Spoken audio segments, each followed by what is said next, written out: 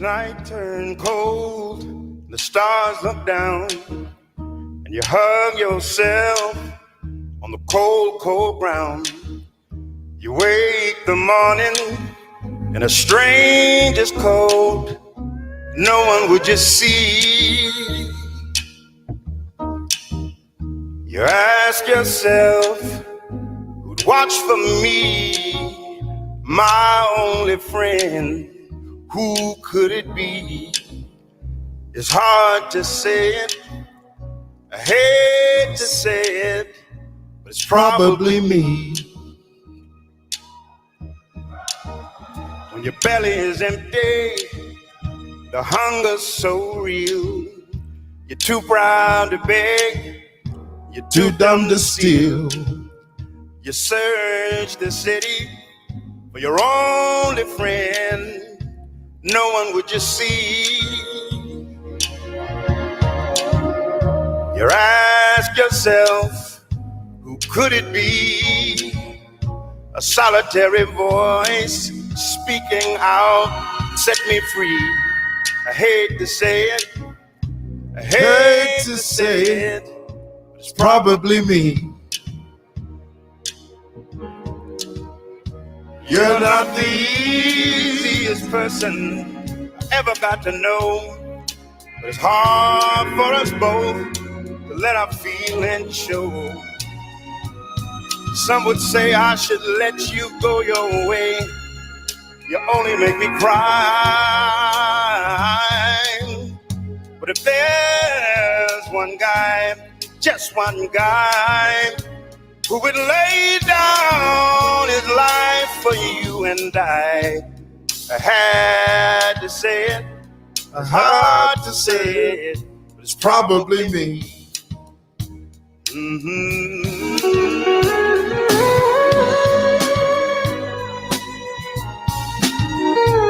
My favorite part, right here, right here.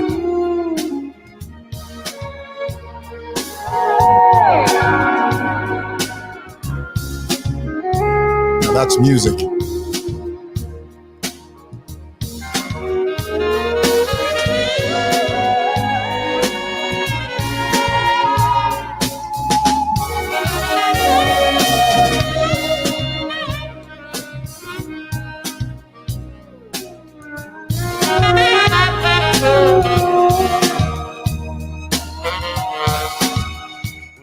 Guys, thank you so much for taking the time out of your very busy schedule to spend a few minutes with me here on SML TV. Thank you. Hope you're having a great weekend. You're safe out there. Guys, make sure when you're walking outside in public, make sure you're wearing a mask and you're doing your thing to keep yourself and your families safe. A few shout outs before we begin today. As is my custom, I love to jump on here and acknowledge many of you that are faithful to show up here when you can. And I don't take that lightly. I do not take that for granted. You could be doing 1,000 different things, but you have chosen, in your vaunted wisdom and knowledge, you have chosen to hang out with the likes of me. Thank you. And I know the comments are going to start pouring in. Mwewa, could you please get to the point? My bundles are about to be depleted, and I'm literally standing on the precipice of being switched off by my internet service provider. So Mwewa, if you don't speak quick enough, if you don't expedite your message, I will be unceremoniously cut off. Well, folks, here's the thing. You can catch it on the replay, okay? Can we agree on that? I keep saying this, but I get, honestly, sometimes I think you guys just do that to get on my nerves, honestly. I mean, I think that you really do. You just get up on here and say, you know what? Let's just get on his nerves. Let's just tell him to hurry up. Mwewa, utantawiwe, mabando zasiraiwe. You would just get to the point. I can't stand that. Honestly, it ruffles my feathers. It yanks my chain. It boils my blood. And I think you do that because you know I don't like it. All right. Hello, Cheryl. Cheryl, how are you? So nice to see you. Thank you so much. Cheryl, Cheryl says they've already started. Doris Sichone says, nice song. Yes, it is a beautiful song. That's by Gregory Porter. Gregory Porter's rendition of Sting's amazing song, It's Probably Me. I love that song. One of the most beautiful songs ever written. Love it. Love it, love it, love it. Love it. Thank you so much, guys. Joseph, just Honest Chungo. Honest Chungo is asking, what is he asking? What are you asking, Honest? Honest Chungo is asking the song title, Kaidi. It's called It's Probably Me. Originally written and sung by Sting, but the version I just played for you was by Gregory Porter, an amazing vocalist. Okay, somebody, you're not going to believe this, guys. Cynthia Musonda, watching us from Canada. Unbelievable. Guys, you know, I used to be confused with differentiating the Canadian accent from the American accent. When I was a kid, to me, they sounded the same. But then when you spend time with them, you realize very quickly that the Canadian accent is very distinct. It's different from the American accent. And of course, you know, America has different accents. They're regional accents. There's the deep Southern drawl. You've got the New York accent. You've got the West Coast and all that. But when I was a kid, I couldn't make the difference. I couldn't tell the difference between a Canadian accent and an American accent. To me, when they both spoke, they sounded the same. But after spending time, you realize very quickly that there is a distinction. For example, Canadians say out and about. They say about. They don't say about. They say about. So that's one of the ways you can. The way a Canadian says the word about is very distinct. So, Cynthia, thank you so much for watching us from Canada. Are you in Alberta? Or are you in Ottawa? Some people say Ottawa, but apparently the natives say Ottawa, you know. Or are you in Newfoundland? You guys know where Newfoundland is? You should look it up. All right. Borta Orta says, before you continue, I'd like to let you know that there is no truth in what they call good politics. Ooh, boy, I'll tell you what, that's a mic drop right there. Somebody give me a microphone. I need to drop it somewhere. Goodness, do I have an extra microphone in here that I could just throw on the ground? Because somebody just threw down. Orta is not messing around today, folks. You know, they've come in here with their A game. All right. Here it is. I knew Bruce Chomba. You know, this is a staple right here. I mean, this is one of these comments that will always appear regardless. Bruce Chomba says Mwewa. Can you please just get to the point? All right, let's get into it. You know, I have a question for you. I want to ask you this question. I want you to tell me in the comments below. Do politicians tell the truth on the campaign trail? Do they? You know, years ago, I love to read, like many of you. I read lots of books.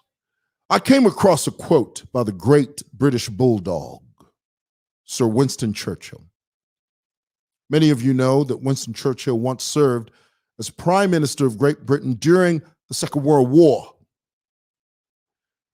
And one of the things that he said about politics, a reporter had asked him the question, what is the mark of a seasoned politician? The reporter asked this question, I imagine, to get some sense, some insight into what it takes to be a consummate, experienced, seasoned politician.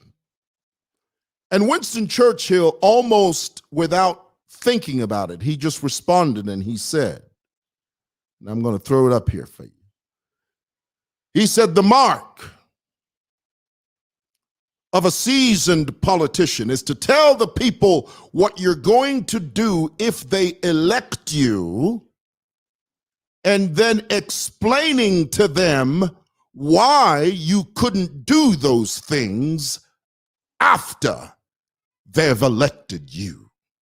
Oh boy, let me tell you, that's another mic drop right there, boy. Somebody needs to wrap that around their brain. Isn't that amazing? Tell me what you think of that comment. I mean, that's Winston Churchill for you. Let me read it again because I think that's important. To tell the people. Now remember, the question is, Churchill, what is the mark of a seasoned politician? What does it take to be a consummate, quintessential, seasoned politician? And his answer was simple. He said, well, the mark of a seasoned politician is to tell the people what you're going to do if they elect you, and then explaining to them why you couldn't do those things after they've elected you. Now, guys, I must tell you, there are good politicians out there. There are people out there that I consider being a politician a calling. I really do. Of course, there are people that go into politics for self-aggrandizement, for self-gain, for self-enrichment. And then there's another group of people that go in there to because of a sense of service. They feel that they can contribute significantly to the betterment of their nation by serving in the capacity of whatever, councilman, ward chairman, MP, and in some cases, president. So I'm not going to sit here and say to you that there are no good politicians. There are. But by and large, the vast majority of politicians, not just on the continent of Africa. Remember, the struggles that you and I experience on the African continent are the same struggles that our friends over there in the West struggle with. They just have a different form. You know, it's like driving a car. Some people drive BMWs. Other people drive Volkswagens. You know what a Volkswagen is? Yeah, they're both cars. They will both take you to a certain destination, but they're different types of vehicles. So my point is, we may be struggling with a certain element of a type of politician, but it's really not that different from what the Americans or the British go through. We just wear different suits, but the same challenges. Now, I'll never forget, this was about 15 years ago. I was at a function. This was during the MMD. This was after UNIP had left and MMD, Chiluba's administration was in power then. And I was at a function. I'm not sure what it was. It might have been a wedding or something, but at any rate, it was some function. And I was standing in line at the buffet, you know, serving myself a plate of food, and I was standing next to if I were to mention his name, I won't call his name because of what he said to me, but if I were to call his name, you would instantly know who he is. And we were talking while in line, grabbing our food, you know, standing over there by the buffet table. And I turned to him and I said, what does it take for a Zambian politician to connect with the electorate so that the electorate votes for that person? What does it take? I'll never forget his answer. Without missing a beat, he said, just lie to them. And at first, I was thinking, what? I beg your pardon? He said, yeah, just lie to them. Well, you think you're going to tell the truth on the campaign trail and people accept you? No. He said, just Just lie to them. Tell them what they want to hear. Don't go in there and tell them what you know or what you believe you can do. Oh, no, honey. He said, just look at them straight in the eye. Don't even blink and tell them exactly what they want to hear. They will vote for you if you tell them what they want to hear. I said, really? He said, yeah. I said, so you're telling me that I can't just go out there and just say to them, apa eponala pelela apa? If you mule fwa if shaka kwani she. He said, if you say that, then you're not going to win. He said. Now, I have to tell you this. You know, I'll never forget Abraham Lincoln. You know, the abolitionist. The Emancipation Proclamation that Abraham Lincoln gave out. One of the things that Abraham Lincoln used to say was that you can't please all of the people all of the time. You can only please some of the people some of the time. You see, this tightrope called politics, that's what it is. You go in there, you can't please everybody. So consequently, sometimes you end up saying things that are not exactly accurate. But my point is this: it doesn't have to be that way. I think there's certain things you don't have to lie about. I think there's certain things that are obviously truthful that you don't have to lie about. Because when you lie about certain things, it just puts the electorate off. There are certain lies that are so overly obvious that when you tell them, I believe it makes the electorate push against you because you are blatantly lying. You're not telling the truth. And then there's another type of lie that's coded, that's glossed over with a tiny bit of truth. The electorate could at least condone that. Now, guys, I'm not in any way promoting lying. I'm just simply telling you what happens on the ground. Okay. So here it is. Now, here's my point. I said all of that to say this. Here's the clincher. I want you to listen to this. We recently lost the president, our first president, Dr. Kenneth Kaunda. And our current president, President Lungu, gave an address where he said, and I'll play it for you. I won't even quote him. I'll just play it for you. He said that, no, let me change that. Let me quote it, then I'll play it. The president was very open. He was very clear about how we were going to proceed with Dr. Kenneth Kaunda's funeral. He was very clear about that. And unfortunately, my dear brother, Mr. Chishimba Kambwili, said something different from what the president said. Mr. Kambwili's utterances were very different. They were diametrically opposed to what the president said. So let's begin with what the president said.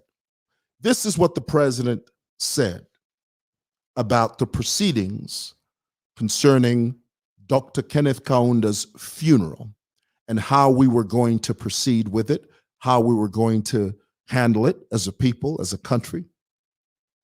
This is what he said. Now I'm going to play the clip and then I'll fade out, make a comment.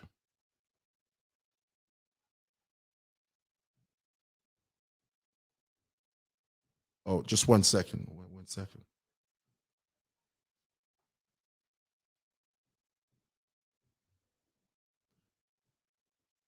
See, this is what happens when you're a one-man show.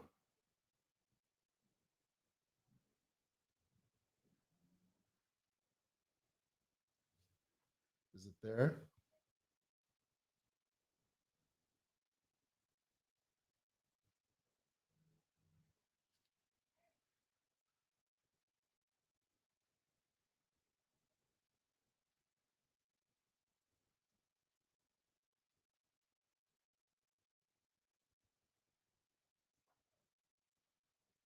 Well, it worked earlier.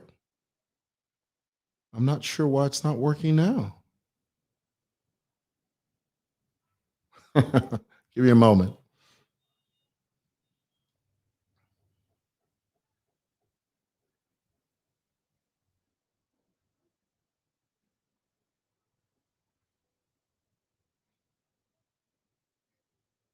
I may have to just quote him.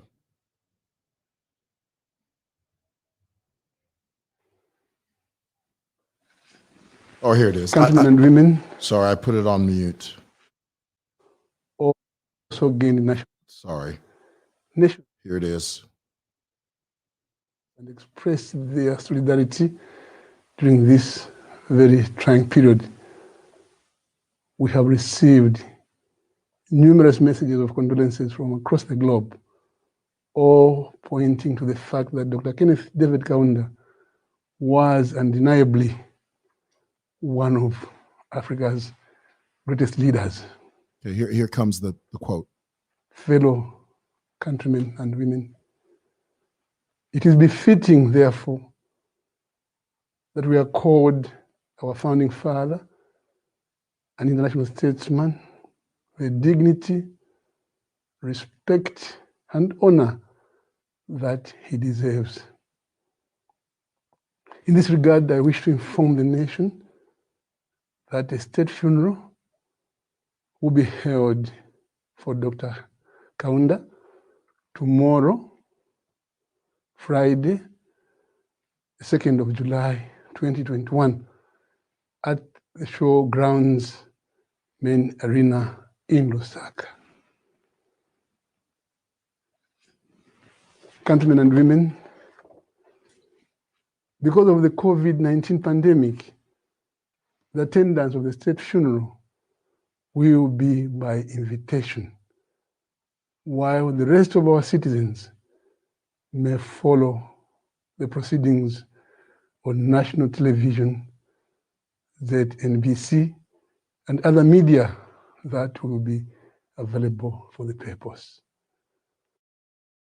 Did you catch that? So the president said, and rightly so, the president said the proceedings will be by invitation only. Everybody else will follow it via ZNBC. Now, Rakambwili, today, a few hours ago, he came and he rebutted this statement. He said something different from what the head of state said. The Vachishimba Kambwili said that anybody could go to the funeral house. There was no restriction. He said anybody can go there. So anyone that didn't show up there simply didn't show up because they didn't want to go there. Now, in my view, that's not being honest. That's being a bit disingenuous.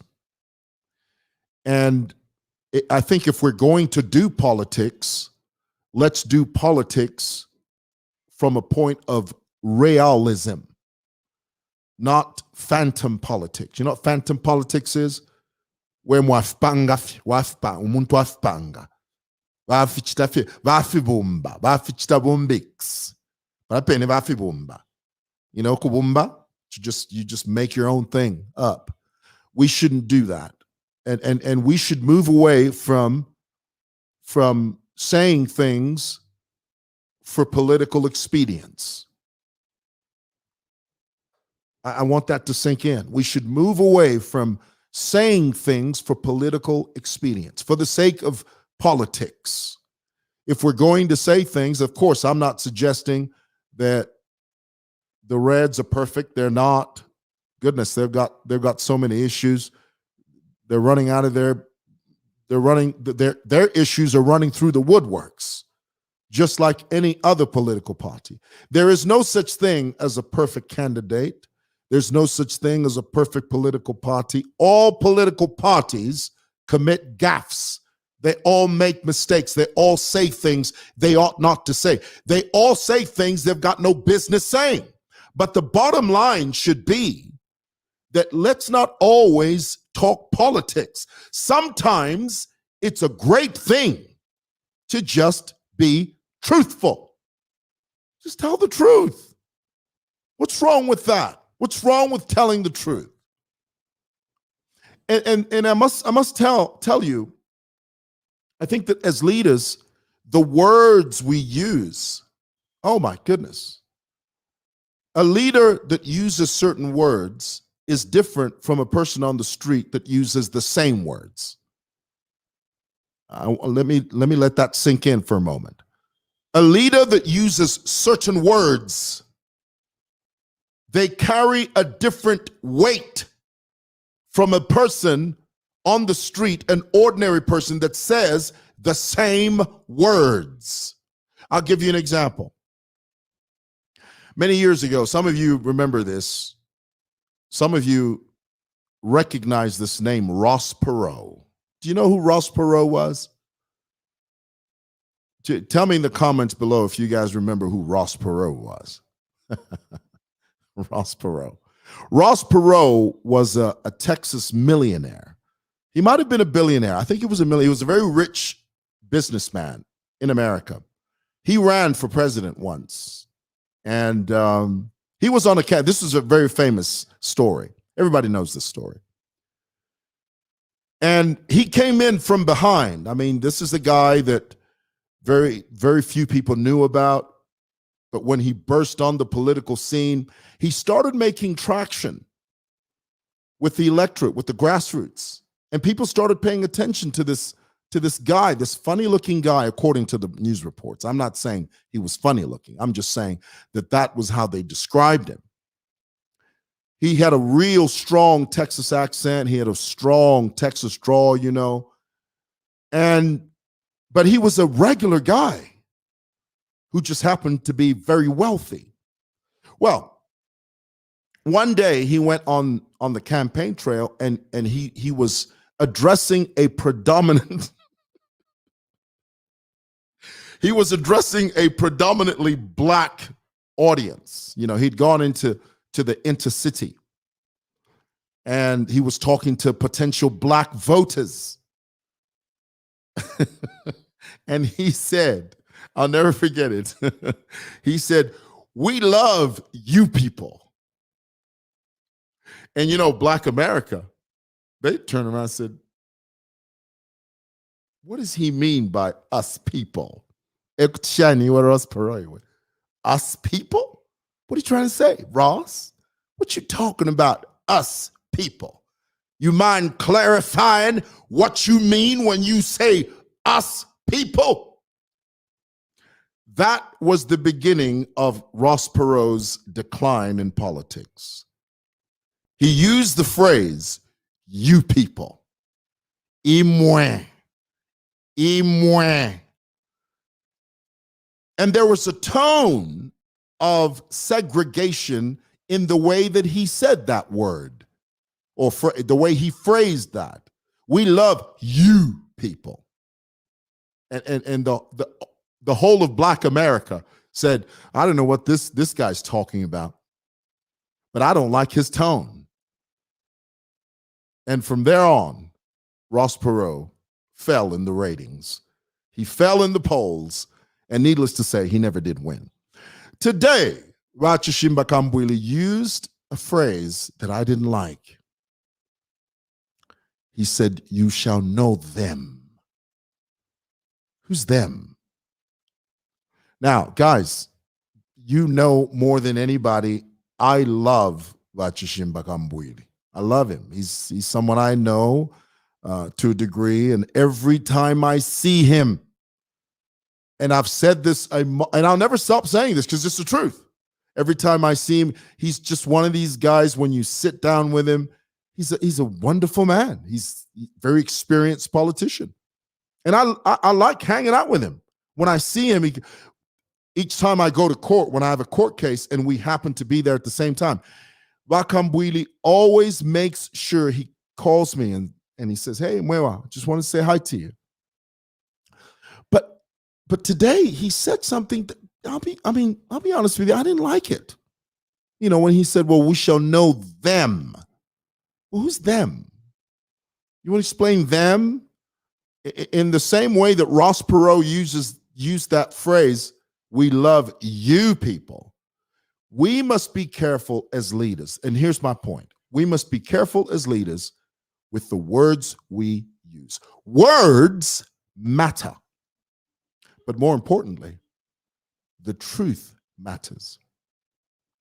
When you make a mistake, and I know this is difficult to do. I mean, I'm not going to sit here and tell you it's always easy for me. Sometimes I fall short. I do. And I'll be honest with you, and I'm not proud to say that. But it's important to tell the truth.